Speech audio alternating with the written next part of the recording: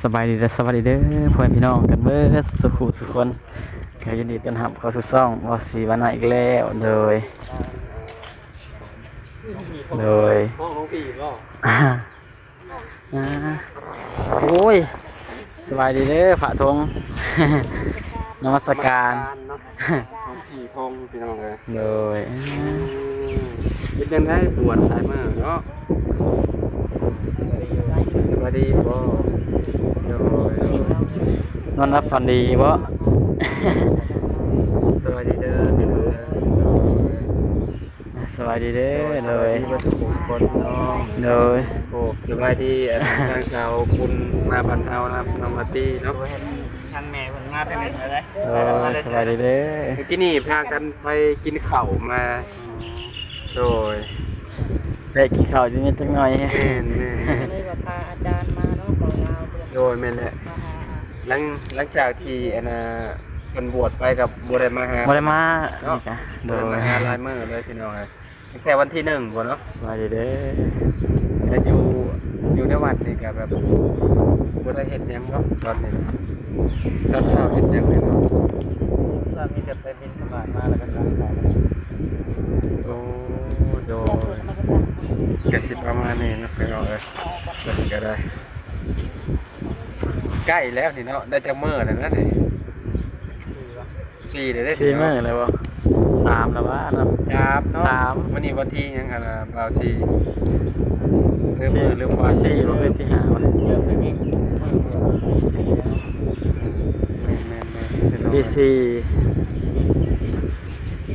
บ่ได้มากันไปทางใดบ่ บ่ได้ไปโดย เนาะครับพอดีมีโอกาสได้มาหาเพิ่น เดี๋ยวมาทักทายจังนิดจังหน่อยเนาะ ทักทายเพิ่นไปเล็กๆน้อยๆเนาะ มาพาเบาลาวมา เขาก็เว้าเนาะเว้ากับพระบ่อยากเป็นบันไดได้ทีเดียว คือกันเนาะ ไม่ใช่ว่า ว่า เพิ่นเนาะ ว่าบ่เก่งไม่ใช่ว่าแนวใด ชื่อว่าได้นะ ได้ศึกษาแบบเรื่องธรรมได้หยังอยู่บ่ได้อ่านอยู่บ่ เพิ่นก็สอนอยู่บ่ สอนอยู่บ่ มีแต่เขาไปไหว้พระก็นั่งกันแล้วเด้อเขาไปไหว้พระเพิ่นบ่เป็นมาซื้อเด้ คือว่าแล้วเพิ่นหนังสือลาวเพิ่นอ่านบ่ค่อยบ่ค่อยเก่งเนาะ บ่ออกเลยแหละเนาะพี่อ่านเอาเลยบ่ บ่ไล่เลยเนาะ เป็นบางคำบางจะโดยสังนี่ได้อยู่เป็นเอาอื่นกันแล้วและ อื่นมันบ่ค่อยไล่เนาะ ก็สิประมาณนี้มันก็มีแต่ไหว้นะไหว้พระเนาะเทศน์เพิ่นจะบ่ เพิ่นก็สอนเทศอยู่บ่ เว้าอันตามคำกันนะ ว่าตาม อ๋อว่าตามทางเพิ่น โดยทางทางใหญ่ๆเพิ่นเนาะทางเทศน์นั่นล่ะพี่น้องเนาะเอาก็ผ่านแล้วบ่จะเป็นอะไรเลย แล้วจักสิเว้าแนวใดเนาะ สิว่าก็ได้ไรนักชาบุญนี่คือสิเก่งอยู่ชาบุญเพิ่นเนาะ ส่งเงินถวายเพลงเหลือจะเมื่อ โดย ได้สิว่าเอาหยังนำเพิ่นเนาะ เรียกตัวนะ บวชเมื่อแรกนอนเมื่อแรกกันแบบอยู่ในวัดแต่แบบบ่ได้พันหยังบ่ นอนมาแล้ว นอนบ่รับเลย บ่รับเลยบ่ อ้าว อยู่แรกนอนมาแล้ว คือว่านอนบ่รับ หรือว่า มันเป็นแบบไร เล่นนี่บ่ หนาวๆเนี่ยแล้วก็ ตื่นเต้น หนาวเนี่ยมันเป็นอะไรนอนมาแล้วเนี่ย บ่สิ้นเนาะ แรกมันก็ขึ้นไปบนลงมารวย โดย เมื่อแรกเนาะที่คิดจังไง แบบว่ามันเฮ็ดโตบ่ถึงเนาะคือแบบเพิ่นแบบบวชครั้งแรกเลยก็สิอยากแบบนอนก็บ่อยากติดแล้วพี่น้องมันแบบสถานที่ใหม่ ยังบ่เลิกเนาะ มันยังบ่เลิก ใหม่ วันนี้เรื่องนะบ่บัดนี้เรียกว่าจังได๋ เริ่ม ๆเริ่มสิดึงแล้วเนาะ มือที่สี่แล้วบ่ยา มื้อที่สามแล้วว่าเนาะ มือที่สามเนาะ สามมื้อ ซัมเมอร์เนาะ สามมื้อสองคืนบ่ ถามคืนนะ สามคืน สาม เนาะ คืนแล้วเนาะ สามคืน แล้วมือบวชเริ่มเข้ามาแล้วนะ คะแนนมันอยู่ได้นี่สิบวชเลยบ่ขอถาม อยาก เดี๋ยวออกไปเห็น YouTube นี่ อ๋อ งานเนาะเป็นการเป็นงาน โอ้ งานเพิ่น ย ยังรออยู่ได้พี่น้อง เป็น YouTube เนาะ เรื่อง YouTube เพิ่นนั่นแหละเนาะ YouTube ก็คือบ่มีการเคลื่อนไหวบ่ตอนนี้ ยังบ่มี ยังบ่มีเนาะอันน่ะทางอันน่ะญาติทานเพิ่นให้ถ่ายอยู่บ่ซะหรือว่าจังไดได้ถามเพิ่นอยู่บ่ ก็บ่ได้ถามเพิ่นก็ เพิ่นก็บ่คือสิบ่ว่าหยังติ เราบอกว่าหยังคือบ่ฮู้ว่าสิถ่ายหยัง อ๋อ แม่นเนาะอยู่ใน ก็เลยบ่มีการเคลื่อนไหว YouTube เนาะ แม่ ก็บ่เป็นหยังดอกลองกีเลยเนาะ โดย เพราะว่า FC อันลองกีก็เพิ่นก็รอติดตามขั้นตอนต่อไปอยู่ว่าสิเป็นยังไงเพิ่นก็ติดตามคือเก่าลอง คื กี อเก่า แม่น เพิ่นก็ให้กำลังใจคือเก่าหั่นแหละเนาะ ถึงว่าสิบวชเป็นพระเพิ่นก็ถึงว่าเพิ่นสิอันน่ะหยุดไปเนาะในช่วง ใน เพิ่น ช่วงๆหนึงเนาะ บวชพี่น้อง ช่วงบวช ช่วงเพิ่นบวชเนี่ยเพิ่นก็คือสิบ่ได้ลงอะไรพี่น้องเอ้ยแต่ FC ก็คือสิเข้าใจคือเก่าหั่นแหละบัดมื้อซึกไปก็พอดีแหละเฮ็ด YouTube เต็มที่บัดนี้ให้พ่อแม่พี่น้องเบิ่งนำกัน ไปสไฟเลยบ่เฮือนเป็นหยังนะ โอ้เมื่อวันนี้ยันแปลงหูแปลงกายดอกวันนี้ เดี๋ยวกับโอ้เนาะสิเฮือนเพิ่นคือว่าแบบแล้วบ่ แม่น แล้วเรียบร้อยวันนี้ คือ ประตูก็เรียบร้อยวันนี้ ทองเนาะบ่สิ โดย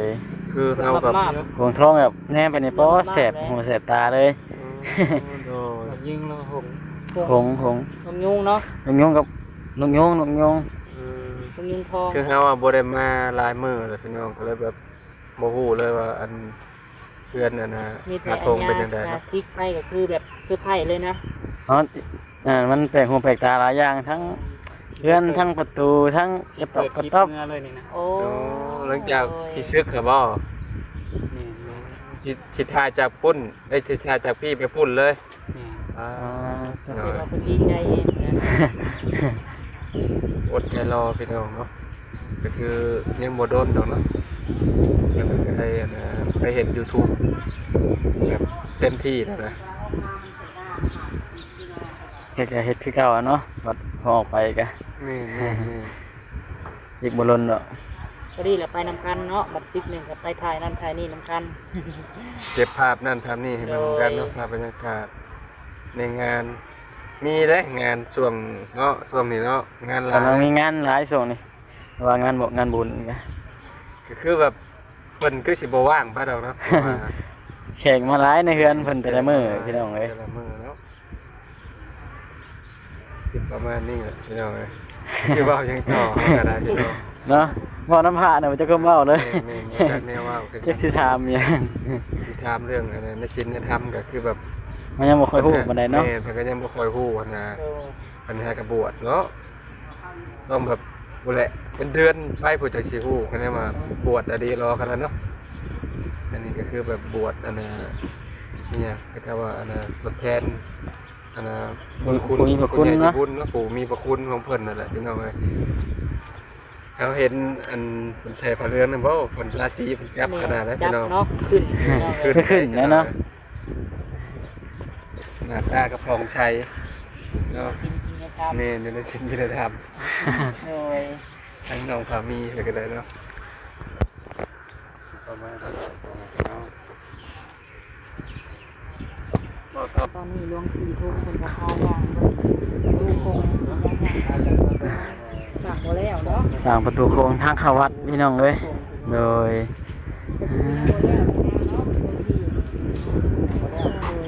ยังขาดเรืออยู่บ่อันนี้บ่ฮู้ อาศิลาอยู่เนาะ พี่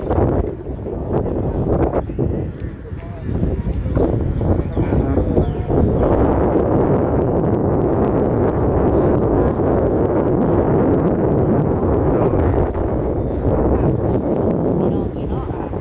งบสร้างประตูคงพี่น้องนี่ถ้าว่าเพิ่นพี่น้อง ก็คือทาง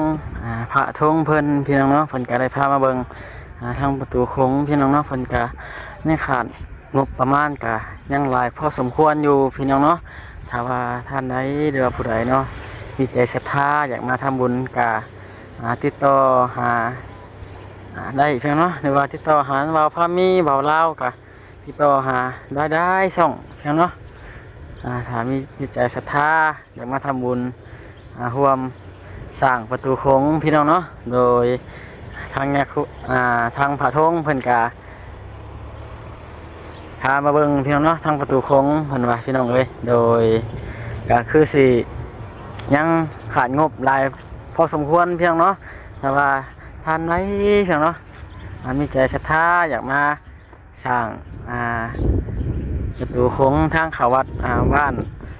ธาตุอิงหังพี่น้องเนาะโดยแกมาทำบุญหรือว่า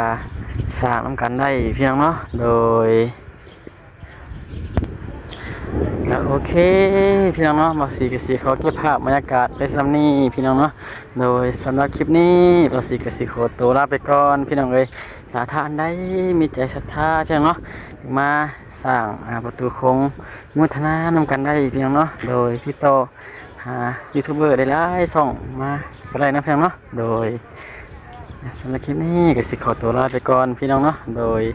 ขอกราบคำว่าสบายดีพี่น้อง